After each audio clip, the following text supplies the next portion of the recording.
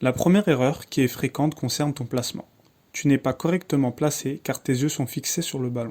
Que ce soit un de tes coéquipiers qui a le ballon ou un joueur adverse, tu dois constamment savoir ce qui se passe autour de toi.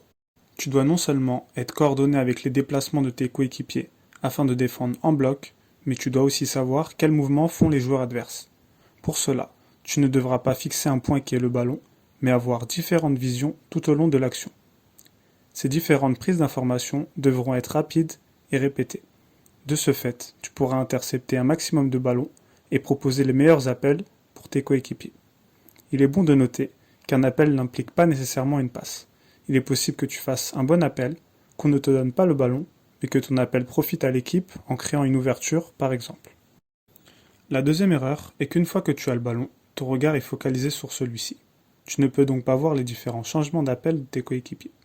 Il est possible que tu aies pris l'information avant de recevoir, ce qui est très bien, mais une fois balle au pied, tu dois aussi savoir ce qui se passe devant toi afin de ne pas être trompé par un mouvement différent. Pour pallier à ce problème, tu devras beaucoup travailler techniquement et essayer de lever la tête au maximum. Tu pourras adapter cette technique sur plusieurs exercices tels que des conduites de balle, des slaloms ou autres. À partir du moment où tu y penses, c'est déjà un bon point pour toi. Le troisième point concerne la prise d'information avant de recevoir le ballon. Celle-ci te permettra de savoir où sont situés tes coéquipiers ainsi que tes adversaires.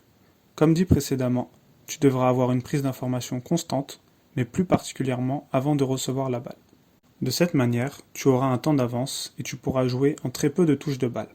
Tu pourras de même contrôler vers l'avant et prendre la meilleure décision possible. Car oui, si tu ne prends pas l'information et que tu es pressé, tu es souvent contraint de jouer en arrière, ou alors de tenter de te retourner, mais de manière aléatoire. Il se peut que cela passe de temps à autre, mais aussi que tu perdes des ballons qui peuvent s'avérer dangereux pour ton équipe. Rappelle-toi donc de prendre l'information avant chaque contrôle que tu effectues. La quatrième erreur fréquente se trouve en dehors du terrain. Elle concerne le fait de ne pas observer et analyser des joueurs à ton poste. Lorsque tu regardes un match, tu ne dois pas seulement suivre le ballon des yeux, mais voir les différents déplacements et les choix sur le terrain.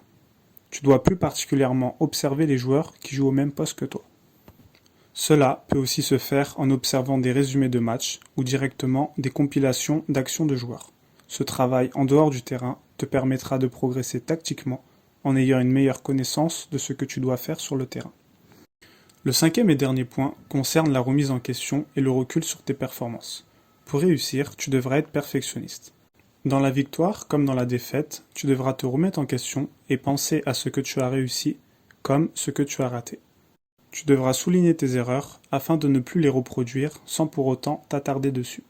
Tu devras de même souligner ce que tu as réussi et te demander ce que tu aurais pu améliorer. Ces points doivent être dans un coin de ta tête afin de traquer ta progression.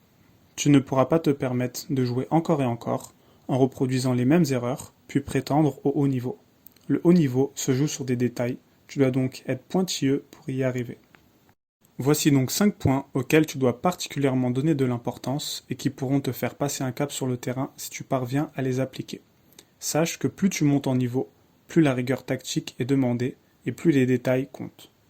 C'est donc la fin de cette vidéo, je t'invite à liker, commenter, partager. Tu peux aussi t'abonner afin de ne rien rater des différentes vidéos. D'ici là, on se retrouve très vite pour d'autres contenus sur l'entraînement. Donc voilà, je recommande ce livre pour les footballeurs. Karim Tarwat, on est ensemble.